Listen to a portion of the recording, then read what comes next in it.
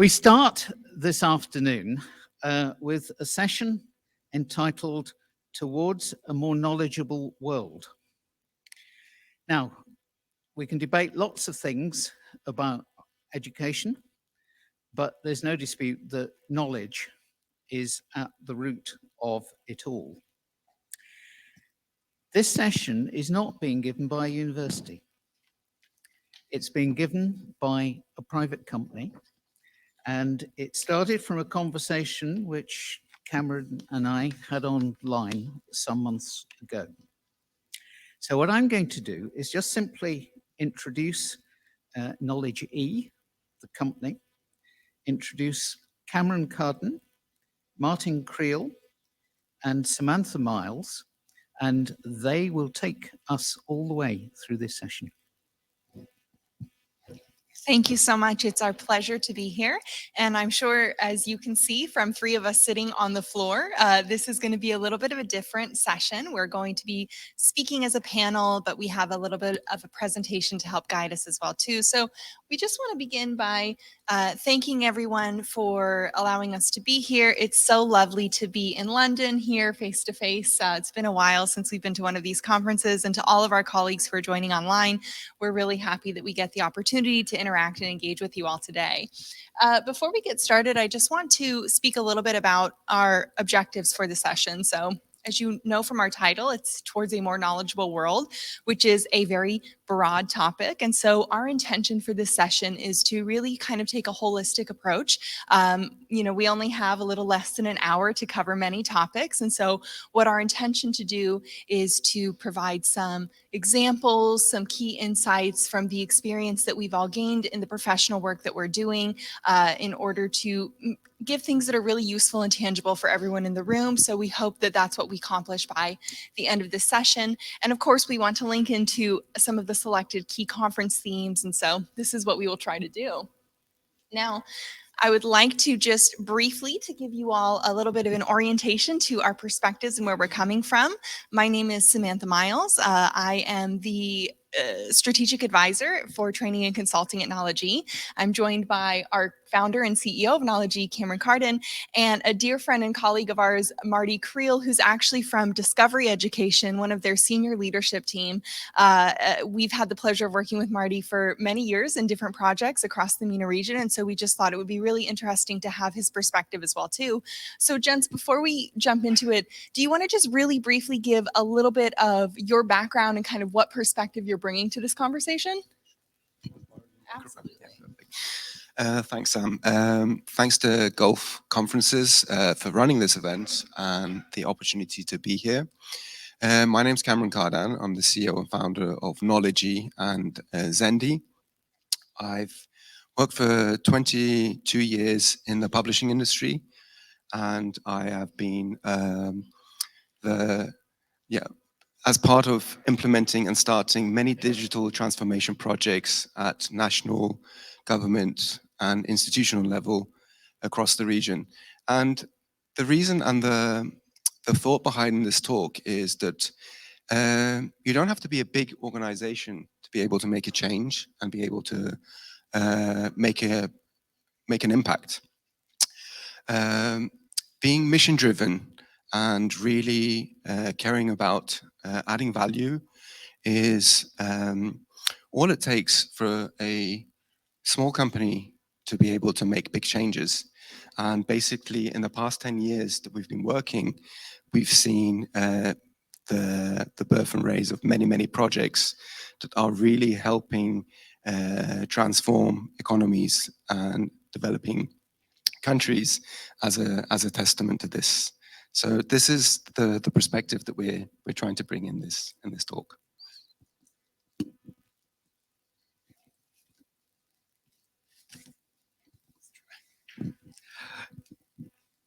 Good afternoon. My name is Marty Creel. I'm the Executive Director for Global Academic Consulting for Discovery Education. I started with a much simpler title. It was called Teacher a very long time ago, and spent most of my career trying to figure out how to help more students learn across the world. At Discovery Education, we are what we call a practitioner-led organization. We're led by people who've been teachers. Our CEO is a former teacher. And we really see that as being an extremely important approach because we find that teachers are the ones who either make a change occur or they're the ones who stop it from occurring. And so we really try to speak to them, learn from them, and help them along the road of their improvement. And we do that by working with ministries of education around the world to understand what the needs are for their academics, their teachers, their students, and so that we can help them along the way. So I was really excited to hear about a holistic approach, and I hope you'll see that that's how we approach things at Discovery Education as well. Just briefly for myself, can you all hear me? Is the mic working? Okay, perfect. My background is in higher education leadership, so I've been lucky enough to work in different leadership roles across universities. Sure. I've been fortunate enough to work in the United States, in Australia, and in the UAE before joining Knology and switching over to the private sector. And the work that I've done at Knology is really around capacity building for higher education professionals. So those are some of the insights that I'll be sharing in today's presentation. So I want to kick things off with a little bit of a comment/question. The title of our session today is Towards a More Knowledgeable World. And I think we can all agree that as leaders really move towards this vision, they have to purposefully integrate, be at the intersection of research, at teaching and learning, assessment, across cultures, across age groups. So my first question for the two of you is, why do you think this holistic approach is so important? And then following that, can you share some examples of how you've seen this actually in practice in the work that we do? Thank you. So that's a great question. Well, first of all, I would like to start that this goes beyond just higher education institutions. This learning belongs to every citizen, and every person, every individual within a country should be able to have access to information, have access to knowledge, and it's really a lifelong process. So if we just let's start from nurseries and schools. Like kids, they need to prepare for the skill sets of the future. They need to be prepared for tomorrow's world. We're seeing some of these challenges happening today. Like we've all been through a pandemic. We've experienced this. We've gone through a process of transformation in learning. The reality is that many of the job titles that we see today, they will not be present in the next 10, 15, 20 years. We already see like the transformation in learning, how that has occurred. We're looking at big data, what AI is bringing to the table. I was at the Dubai Expo. I don't know if you've had a chance to visit, but it was a fascinating achievement of bringing like all different countries to Dubai and sharing their experiences. And while I was at the Dubai Cares pavilion, they were giving us a tour. Dubai Cares is a philanthropic organization supporting education across the world. And through a section, they were talking about the possibilities and jobs of the future. Have you ever heard of the job title robot tamer? No? A possibility, a guardian of privacy. This is a big issue in the future with all the privacy issues that we're facing, with the data being available basically everywhere. Yes, architect of data storyteller. So there's so many different roles that they don't exist today, but in the future they would exist. But are we preparing the children for this? Now let's move one step higher into the higher education and its important role within society. So within higher education, you see universities and higher education institutes. They're involved in research and scholarly communication. They're involved in teaching and learning, research commercialization, knowledge and technology transfer. We look at universities and their role as agent of change on the society, culture, and contributing to the economy. We see like their contribution towards the health sector. We see universities being involved in the various rankings, working on brand, working on reputation.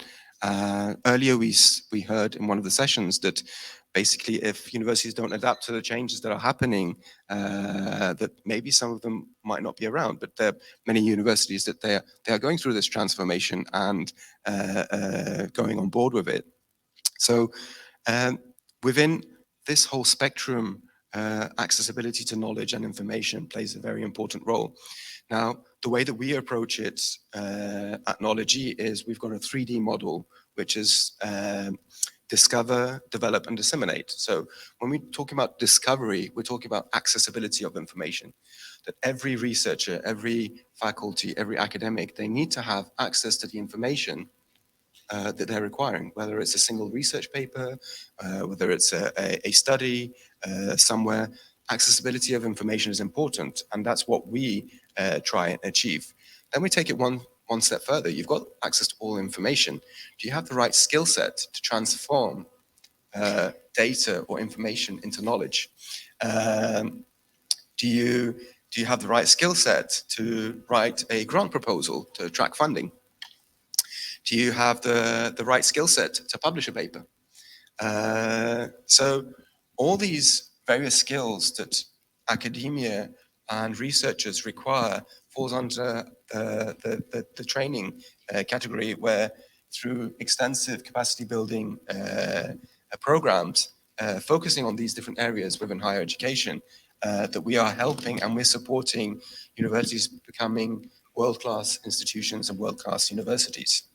Now, to close this circle, access to information, the knowledge, how to transform that information into a research paper, into a patent, then it's sharing that knowledge and the dissemination part. And that requires a whole set of programs. Now, moving beyond universities, let's move to governments. You've got governance, you've got management, you've got crisis management. You need to have, again, access to a lot of information. During COVID, accessibility to medical information became very important. And we saw that many publishers came forward and they've made COVID-related data and papers and information freely available across the world, because it's important to have access to this information. A Ministry of Health. Then we move on to corporates, companies, NGOs. Everyone needs to have access to information. And beyond that is we go to citizens, where we believe that, again, it's a right for everyone to be able to have access to information, and these barriers need to be removed. Now, some countries are not fortunate enough, because of the different situations, and there's like more urgent needs, like having a school. That's where our work within the Knowledge Foundation kicks in, where we actually go and get involved in grassroots projects, where like schools in different areas, where people can get involved. Like I have an example. There was the village of Luba in Senegal, where we're building a school. One of the elders of the village at the closing ceremony of the work was looking at the kids and saying, like, maybe one of you will go to space one day. Who knows if the next president will come from this group? But having that school, having that roof above them, or that space where they can go and learn, is providing them with that opportunity. So the reality is that, yes, we need to work towards knowledge-based economies, learning-based societies, but for some countries, for some areas, we really need to go down to the basics. But it's important that as a company, the way that we see it is to be able to make an impact on all these different levels and move forward. So, Great. Thank you. Thanks, Cam. I'll speak more to the K12 or basic education approach. And if you could go to the next slide. When we speak of this this concept of at K12, what's the holistic approach? We really approach it from the idea that sounds very simple, but is very difficult. I think we all know really simple words that are difficult. Peace, love, understanding. Those are really simple words, but are very difficult to do in practice. For K12 educators, that concept is called curriculum coherence. I'll attempt it in Arabic, tarabat el-menhek. It is a very difficult idea to put in practice. I'll give you for instance. Curriculum coherence means that teacher can actually teach what the state or government says they need to teach in the time they're given.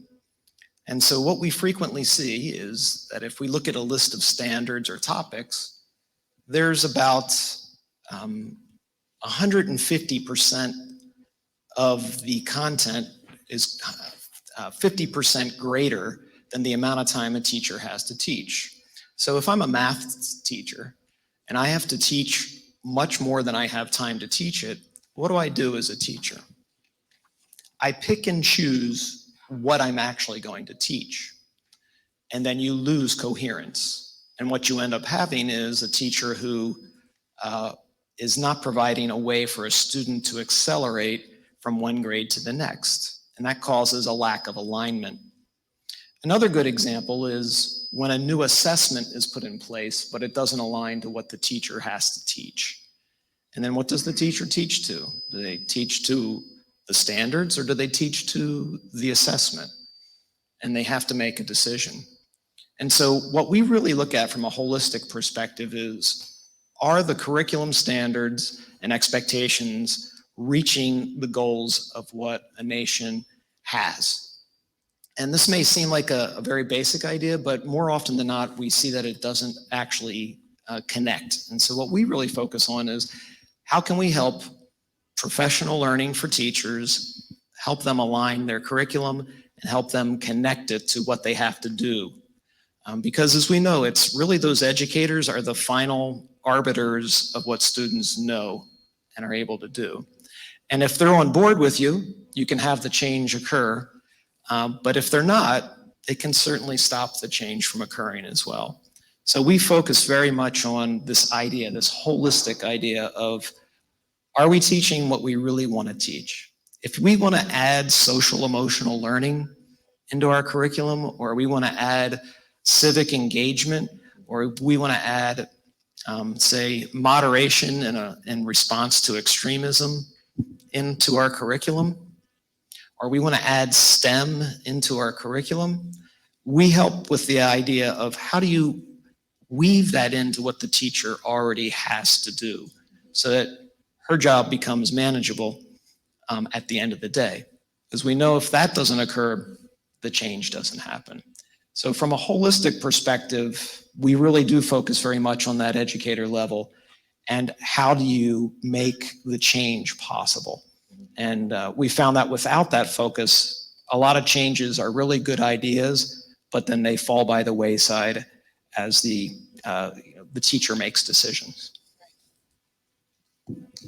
Well, thank you both very much for setting the stage and really talking a little bit about, our ideas around that holistic approach. Now, building on those ideas, I know that both of our organizations in recent years have been involved in projects related to interdisciplinarity. And so I think it would be interesting if we dive a little deep and maybe share some insights around the work that we've done with that interdisciplinary education. Yeah, this is one of my favorite topics. For those of you who are not aware of His Excellency Dr. Tarek Shawki of Egypt, the Minister of Education of Egypt, he has put together a phenomenal change for Egypt called Education 2.0. And at the basis of that, at the youngest level, is the beginning of an interdisciplinary curriculum that is multidisciplinary in the first 4 years, KG through P3, and then is, as you can see on the slide behind me, interdisciplinary in the years after. And his charge to us when we started designing this curriculum with him and his curriculum leaders in the nation was to create an interdisciplinary curriculum that engaged students, would get them excited to learn, but also meet those standard curriculum goals. And also he added one other thing that's very much on the minds of many people across the region, and was promoted by UNICEF, the idea of how do you work life skills into a curriculum? How do you make sure a student appreciates other students? How do you make sure a student develops empathy?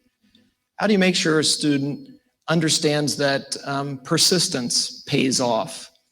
How do you make a student understand that the way that they interact with each other really affects how they individually learn and achieve? And then one of the hardest ones, how do you help a student develop the thought pattern of how they learn? It's a nerdy educator term called metacognition, but the idea is reflecting on what you're learning. How do you best learn? And he asked that we weave all this into the curriculum that we developed. So we started with a really simple concept, and that was a STEM-based concept. If we're going to have students learn Arabic, English, maths, science, all these things together, what's the best way to do that? And what we found at the very young age is making sure that it's something that they're familiar with. So let's take the topic of making bread. Every child is familiar with bread. They want to know where it comes from if you ask them, and who makes it and what's it from. And so beginning with some basic questions that students have about bread is a great way to begin the process of understanding some science questions, some basic geography questions. Where does this come from? What are the components of bread? And what's nice about a simple topic like that, the way we wrote the curriculum, is students can actually make bread in the classroom. And so they develop and make bread, and then they learn the different roles of the people who sell the bread and the people who buy the bread, and the rituals that are associated in Egyptian culture with bread and sharing bread and breaking bread together. All of that comes together in a very simple unit that still teaching math, still teaching Arabic, still teaching science and social studies in such a way that the student is engaged.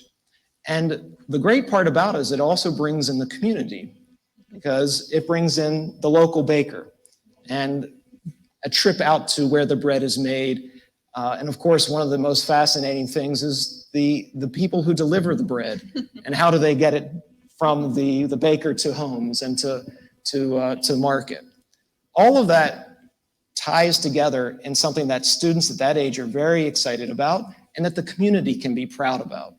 So that idea of interdisciplinary at that level is understanding how all those things work together, and that it is a collaborative process to make something as simple as bread, and it requires a lot of learning and sharing in order for it to be successful. So that was the KG through 3 curriculum. When we switched to 4th grade, we split into 1, 2, 3, 4, 5, 6 different subjects: mathematics, social studies, science, Arabic, and English. And we continued with the life skills, but we broke it into more specific content, because as you know, once the kids hit that age, they need to get more accelerated learning. We're also lucky to have with us here today in the audience our one of our partners from National Geographic Learning, Eric Gunderson. National Geographic Learning is writing the social studies and the careers curriculum with the national leaders of Egypt, and we're doing the maths and the science curriculum. We continued that idea of interdisciplinary, but we also raised the level of the curriculum so that it would reach international benchmark standards. And so because we had such an inviting curriculum at the younger age, when students hit that harder curriculum in P4, they were able to move much quicker than if they hadn't had it. So we've been seeing a lot of success on the ground with that approach of interdisciplinary early, then splitting to multidisciplinary around P4. So I also get super excited about interdisciplinary, and I love hearing, that just put a bunch of smiles on my face listening to you talk about it at the younger age group. What I want to share is also a project that we did with Dr. Tarek at the EKB, but ours was specifically related to higher education. And so for the past 2 years, we have run this program called Interdisciplinary Excellence, and I just want to share a little bit about what we did and kind of what our key insights were. So what we essentially did that was unique about the project is that there was, from the beginning, a dual intention to build capacities not only for interdisciplinary educational design at the higher education level, but also interdisciplinary research. And so in parallel, both of those cohorts were being trained, and we had 17 institutions represented in last year's program. And essentially what we did was we created this custom content for professional development training for researchers and for professors. And I think, as we all know, across the region, in developing economies, our professors wear lots of hats. I don't know any professors who don't have to do research and have to teach. And so essentially what we tried to do was be very selective in our cohort and really find those change makers, because we knew we weren't going to be able to train 500 people, because the concepts of actually implementing interdisciplinary research and education is so hard. It's so challenging. And Marty, as you alluded to, the older students get, the more narrow we want them to be focused, and the more bureaucracy we have in our education system. So, man, it's a hard thing to do. But what was really exciting is that at the end of the program, we had some really significant outcomes. So first, which was really exciting, was we had some interdisciplinary research projects that were at the proposal phase. They were applying for funding, and so that was really exciting. We gave coaching sessions, and in addition to that, part of our project, in addition to the training and the coaching, we also did several small consultancies where our experts, our global experts on interdisciplinary education and research, came in and spoke to university presidents, to deputy ministers, to help them decide what is the strategic implementation, what are the action plans that we need to put in place. So we had the research outputs. The other thing that we were super excited about was, by the end, our cohort was actually producing very tangible train the trainer content. So we integrated assignments that could then be later used and shared with their colleagues, recordings of certain difficult concepts of interdisciplinarity that was being explained to them by their peers. It was evergreen content. We recorded it, we stored it. The other part that was really exciting is we really found a strong network. So that nucleus, by the end of 2 years, we had just under 100 people who had gone through both of the programs. And talk about an excited group of people who are motivated and who are ready to go out and do something really different and unique. So that was a wonderful outcome. And then finally, there was phenomenal international engagement with this group. So many of our cohort members then joined international ITD alliances, who were really connecting with different academic professionals from around the globe. And it just, it all snowballs into, it's exciting, it's really challenging, but ultimately we found that these outcomes, it was worth it. It's worth the effort. It will continue to be a challenge, but I think that as long as we continue to be committed, it's most certainly a worthwhile project. So that's my 5-minute spiel on our interdisciplinary project. Okay, I want to move on to another really juicy topic, and it's one of our key themes of this conference. I want to talk a little bit about the development and sharing of knowledge. And I think, Cameron, you've got some good things we can say here. Yeah, so basically this involves projects that we've been involved in. And one of the proudest projects that is still ongoing, and there's still a lot of work to be done, is Zendi. So if we talk about the global accessibility challenge, this was touched on earlier about equity in higher education. And one of the elements is, again, accessibility of information and knowledge. Now, if you are an independent researcher and you're not a faculty at a top university in a country where it has access to all the scientific content, most chances are that you cannot easily find the paper that you're looking for without going and hitting a paywall. And imagine if you're doing literary research or a literature review, you need like at least 100 articles in order to to lay the foundation of your study. Now that just multiplies. And basically the information is out and it becomes not affordable. Now, we've seen a transformation and the rise of the economy, the gig economy, across a multiple array of businesses. You see Netflix for accessing video content and films and entertainment. You see Spotify for music.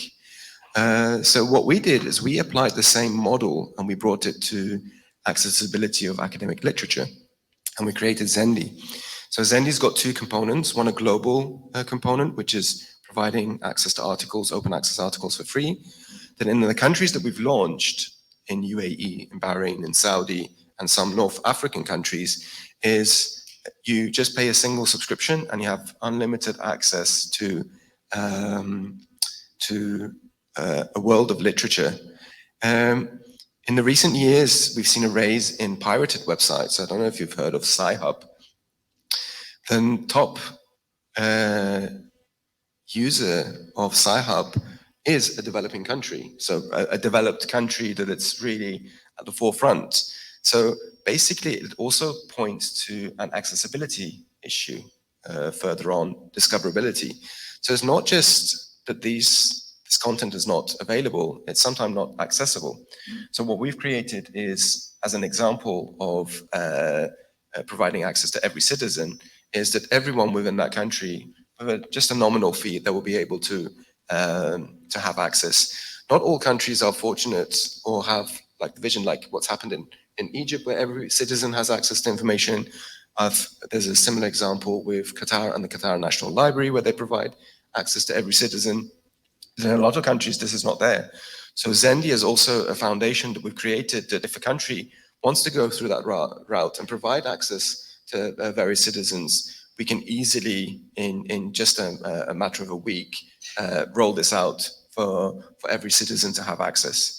Of course, there's other projects that we've been involved in and that we're starting. We're promoting open research and open access in the MENA region, and we are going to run in partnership with Gulf Conferences, one of the first conferences around, it's called Forum, the Forum of Open Research in the MENA region. That's something that we've kickstarted the work and we're going to launch. We've done global initiatives. Another initiative that we have is Think, Check, Attend, where it's raising awareness against the rise of predatory conferences. I'm sure you've heard of predatory publishing. In an open access world, there's a lot of money going in the publishing process on the article side, the cost of APCs. So it's opened a door for many fake publishers, and that has led to fake conferences. So we've supported the Think, Check, Submit initiative by translating it into Arabic and other languages. And we also started our own initiative called Think, Check, Attend, which gives you a set of questions to ask before you want to attend a scientific conference. And as another example is really the work and the capacity building projects on a regional level that are happening in partnership with the Egyptian Knowledge Bank. You give an example of the Teaching Excellence and the Interdisciplinarity project. Teaching Excellence, for example, is really trying to transform the way the different subjects have been taught.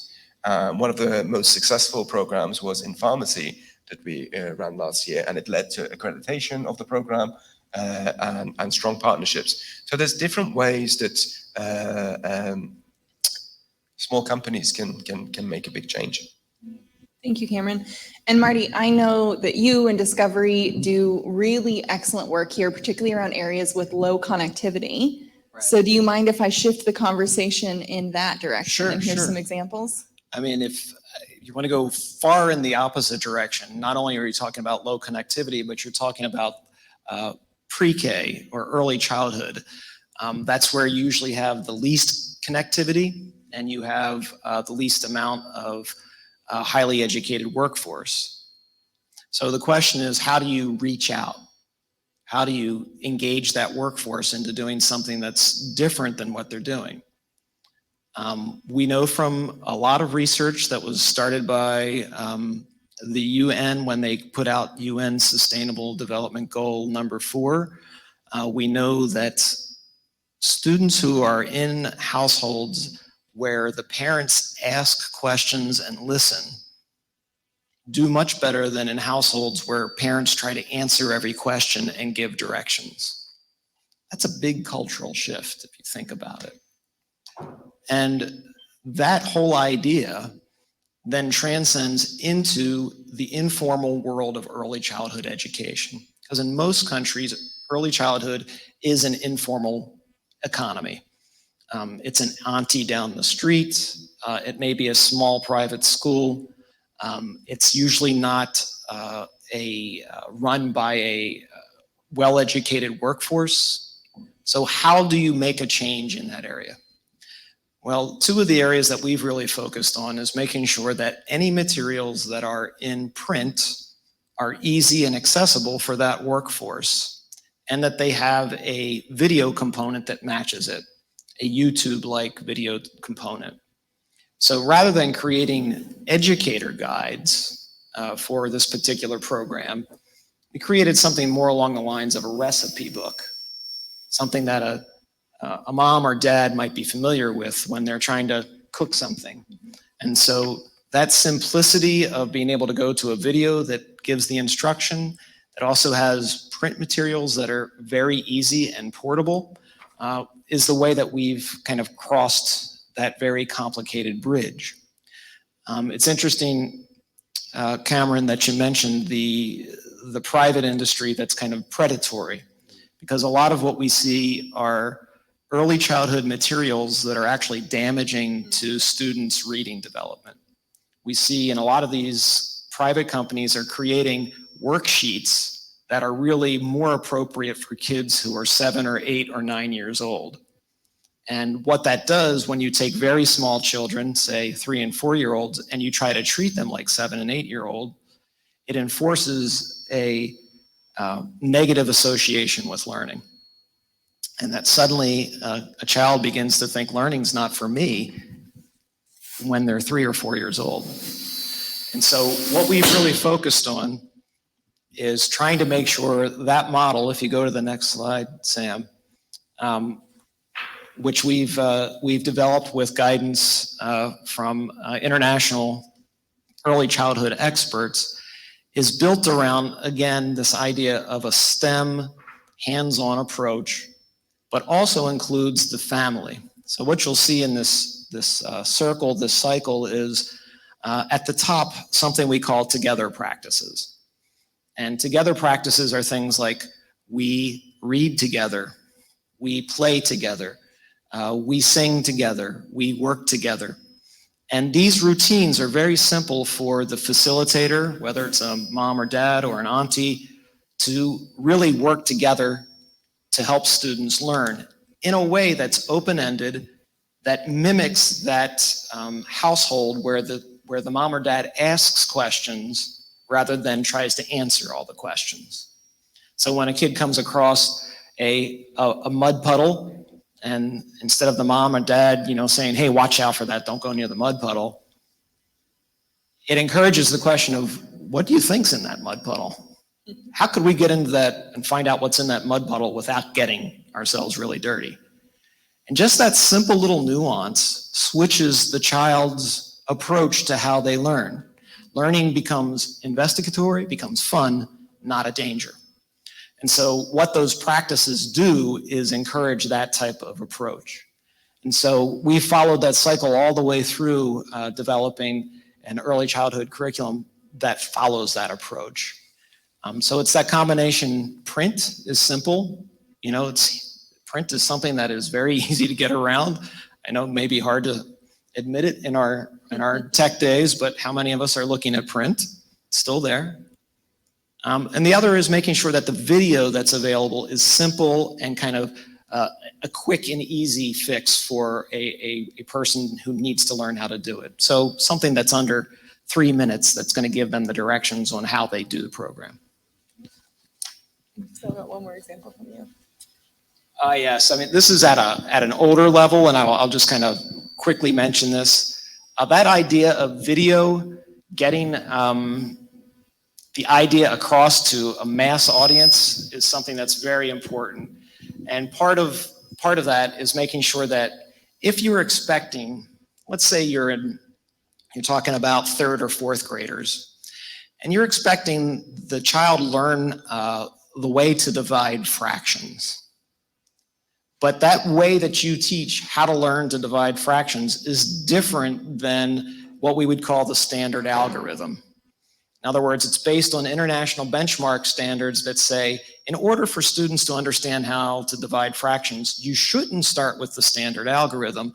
You should start with the concept of what's a whole and how do you break it down. That's very common in most math standards. But the tradition is, I teach you the algorithm, you memorize it, and then you repeat it back to me. And what we find is that most kids who do that are very good at mimicking that they understand how to divide fractions.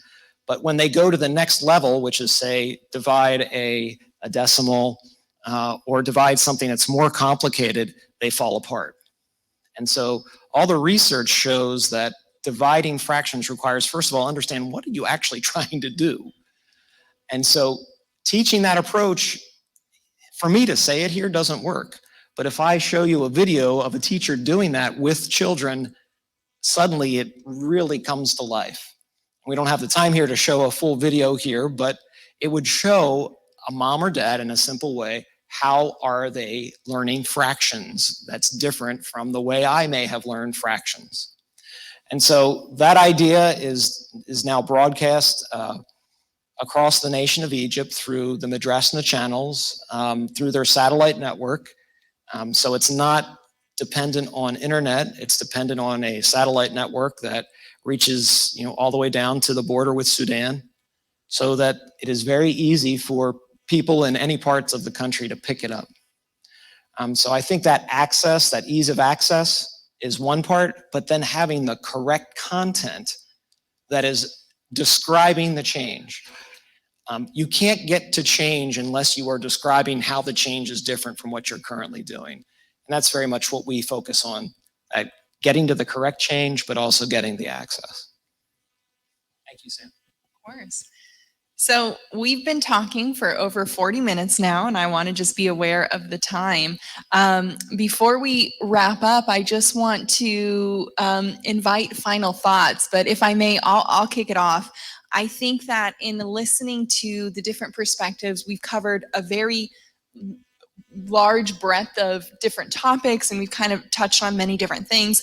The thing that my mind keeps circling back to, it seems like whenever we have had a successful project, a successful idea, successful implementation, it always boils down to true cooperation and collaboration. I feel like the most successful ones, Marty, the examples you've been given where you're working with the Egyptian leadership and the different constituents, the same goes for Knowledge-E. I think that as we move towards a more knowledgeable world, really getting into that space, and so frequently in the university sector, we love working in silos. Like, my experience working 10 years more in the university sector, even within your own university, it's like, I don't really need to see what that department's doing over there. So I think that if we are going to be successful in developing our knowledge economies, in moving towards a more knowledgeable world, we have to really all get super comfortable and super happy in that space of collaboration. Those are mine. Thanks, Sam. I would say that from our perspective, when you're looking at the holistic, how do you move to a more knowledgeable economy? When we're thinking about the K12 space, we're really looking at the forces that are arrayed against wanting to make a change. And that's just a reality that, most teachers are fully employed now. They are overloaded with the amount of work. And for them to add additional change to them by throwing something on top is almost guaranteed as a recipe for disaster. So for us, it comes down to change management. What do you want to really do in the time that you have? And so that's what we focus a lot on. Yeah, thanks, Marty. Yeah, I would like to add on to what Marty mentioned, that really when you look at learning and moving towards learning-based and knowledge-based societies, to me it's really a top-down approach as well. Like, unless the leadership, those who have a say or they can make a change, are on board with those changes, it's really difficult to make the change from bottom up. It will take ages. So it's important to have those agents of change at the positions of power to be able to make these changes. And we see a lot of examples that came out of Egypt, and that's one of, and the reason why that happened is because of that vision that was there, and then having the right partners and the trust and building that ecosystem to bring in all these different changes. And this is a real example of what I started on, that basically moving to a learning-based economy, it has so many different components. K12 is one of the components. Higher education institutes, one of the components. You've got corporates, you've got the ministries, and I mentioned that. And when we're looking at tomorrow's world, where data, analytics, access to information becomes even more and more important, like the example in Estonia, where you've seen the investment in coding from very young age, and look how the country has turned into one of the powerhouses when it comes a number of unicorns, number of startups in the tech scene. So small ideas or small change to have a big impact. All it takes is sometimes one decision maker to have the vision and to have the will and to follow it through, and big things happen. Like, all the things that we're talking about very openly stem from just, sitting, having discussions in the room. The birth of the EKB and the Egyptian Knowledge Bank came from an idea. So it's like really having the vision and having the will and having that collaboration to move it forward. And then you can move towards knowledge-based economies, learning-based economies, and overall to a more knowledgeable world. All right, that concludes our presentation. I do think we have a couple minutes, maybe a little spare few minutes. If there's any questions in the room or online, we'd be happy to answer.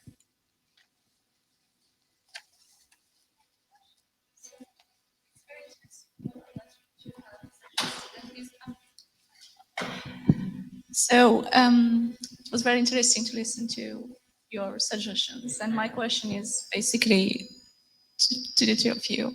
So is there any case study where your models have been implemented?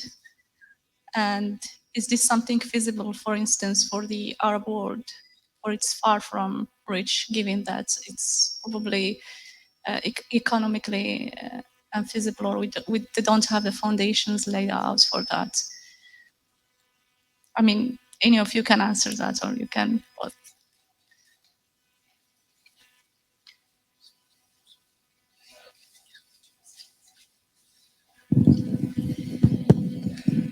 There's, first of all, I mean, we're lucky that a lot of what we're doing is based on established research. So there's really nothing new about how to approach early childhood education that the United Nations, UNICEF, UNESCO haven't already documented. That's sitting out there on their public websites about how to approach, how to move economies and students towards those sustainable development goals. Of course, connecting those all the way up to the career ladder is very difficult, but they have established those links in the research. And so we base almost all of the work we do on those resources we get from places like UNICEF.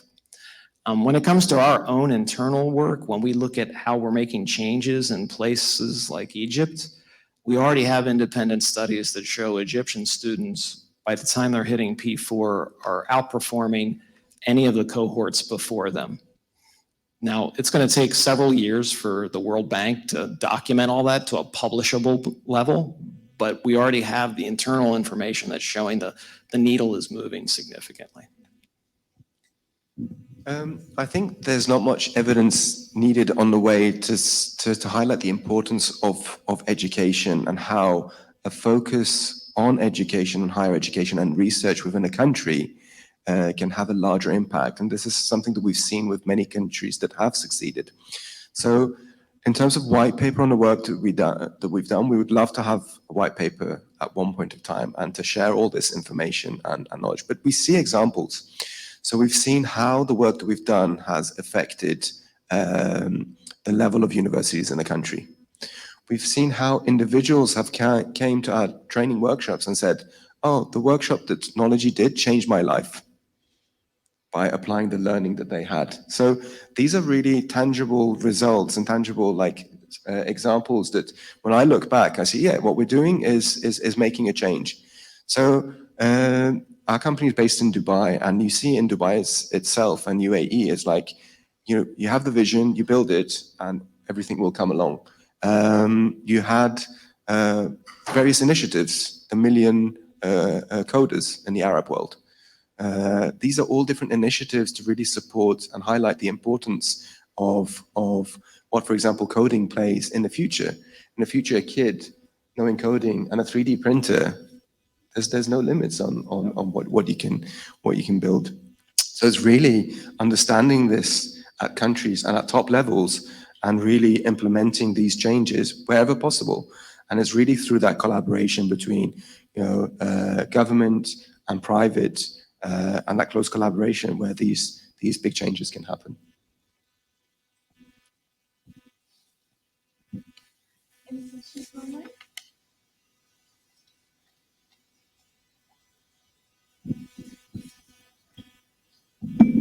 Oh, question.